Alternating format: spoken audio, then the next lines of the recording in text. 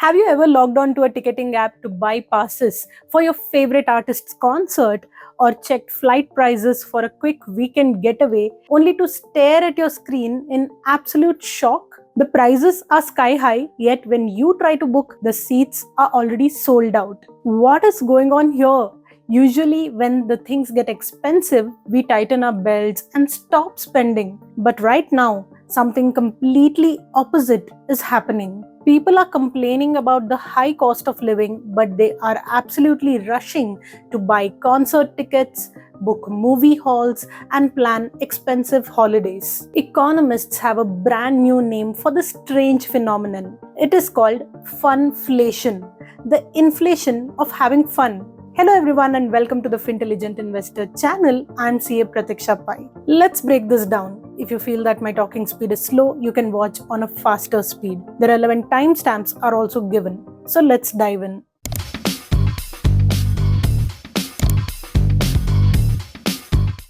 To understand funflation, let's first look at regular inflation. Inflation simply means everyday things like your groceries, milk, or fuel are getting more expensive. When that happens, the standard economic logic says people should cut back on luxury items. But funflation flips the script. It is an economic trend where the prices of live events, concerts, sports matches, movies, and travel skyrocket, not just because raw materials cost more, but because our desire to experience them is through the roof. Think about it. You might think twice before upgrading your smartphone this year, or you might put off buying a new car.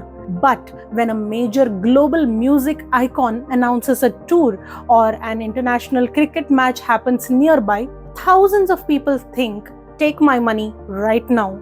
This is the part that matters. We are shifting our spending from buying physical products to buying unforgettable memories, no matter the price tag. Why are we suddenly so obsessed with spending on experiences? There are two big reasons behind this. First, think back a few years. The global pandemic locked us indoors, cancelled tours, and shut down cinemas. When things completely opened up, it triggered a massive wave of what experts call revenge spending. We wanted to make up for the lost time. Second, there is a massive psychological shift, especially among younger generations. Words like YOLO, you only live once, or FOMO, fear of missing out, are driving financial decisions. With the rising cost of big lifelong goals like buying a house, many young adults feel that long-term saving feels out of reach anyway. So they choose to enjoy the present moment. They prioritize mental well-being and social connection over a massive savings account. Stay with me because this trend has a massive impact on businesses too.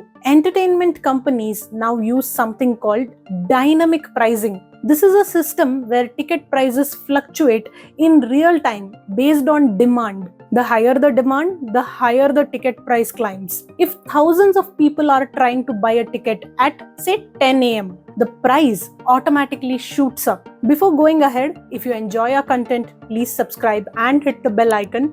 We explain everything in plain, simple language, and we've got plenty more easy to follow videos coming your way. Now, while dancing at a concert or relaxing on a beach is amazing, funflation has a real, undeniable dark side. A recent study by financial institutions showed that nearly 1 in 3 people are willing to go into debt just to fund their travel, dining out, or live entertainment. Swiping your credit card for a high-priced experience gives you instant joy, but it leaves behind a long-term financial hangover. When we prioritize short-term fun over long-term financial security, we miss out on building an emergency fund or saving for critical milestones like retirement or healthcare. Funflation can easily become a budget buster if it is left unchecked. If you're following along so far, let us know what is the one experience you spent way too much money on recently. Tell us in the comments. So, how do you beat funflation without becoming a hermit who never leaves the house? Let's summarize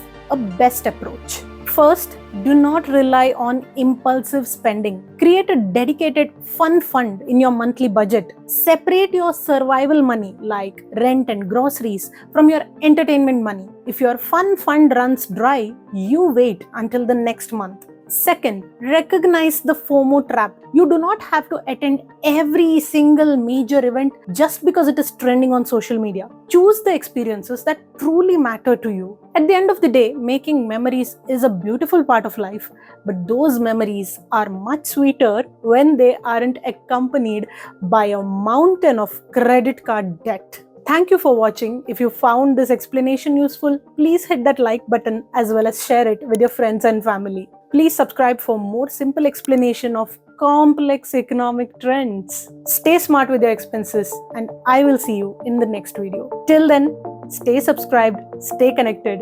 Thank you.